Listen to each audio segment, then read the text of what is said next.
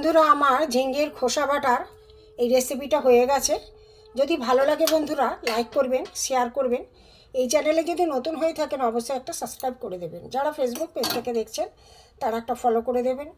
চলুন ভিডিওটা কিভাবে করেছি দেখতে থাকি। তার আগে ভিডিওটা আপনাদের কাছে অনুরোধ থাকলো দেখার জন্য, কমেন্ট করে জানাবেন কেমন হয়েছে। চলুন যাই, ভিডিওটা প্রথম থেকে দেখতে থাকি। হ্যালো বন্ধুরা, জিবি ভ্যারাইটি থেকে আপনাদের স্বাগত। আজ আমি আর একটা নতুন রেসিপি নিয়ে এসেছি। দেখুন এখানে ঝিঙের খোসা দিয়ে আমি একটা রেসিপি করব। ঝিঙের খোসাগুলো আমি ভালো করে ছাড়িয়ে ধুয়ে নিয়েছি।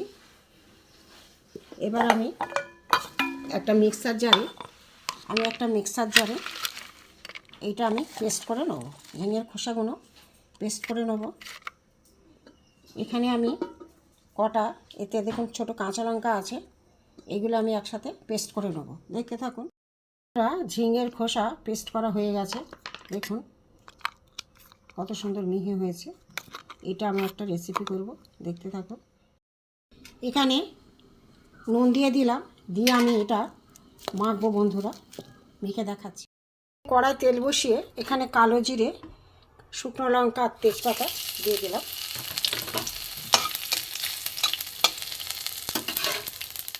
আলু কাটা আছে, আলুগুলো দিয়ে দেবো।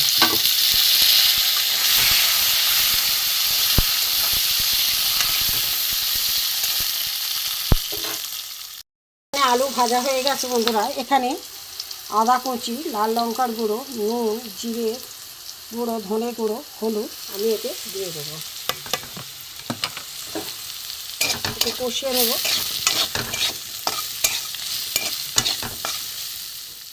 মশলাটা পুড়ে যাচ্ছে, অল্প একটু জল দিয়ে দেবো।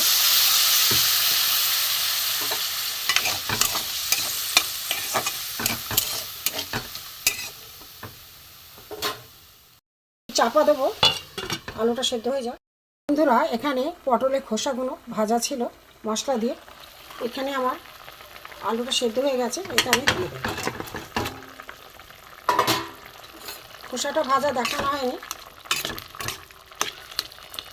এর সাথে একটা মিশিয়ে দেবো।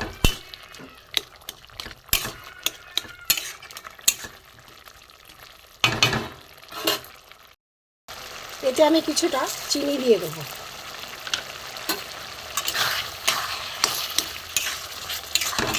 এটা একটু শুকনো শুকনো মাখা মাখা মতো হবে।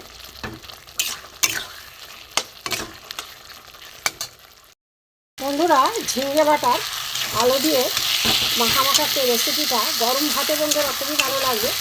একটা পরেই খাওয়া হয়ে যাবে, এত টেস্টি হয় এটা। এইভাবে করে দেখবেন। অনেকে ঝিঙের খোসা খান না, ঝিঙের খোসা এইভাবে করে টেস্ট করে এইভাবে করে খেয়ে দেখবেন, খুবই ভালো লাগে। এবার আমার হয়ে গেছে রেসিপিটা, আর এবার নামিয়ে নেব। আবার ঝিঙে বাটার রেসিপিটা হয়ে গেছে,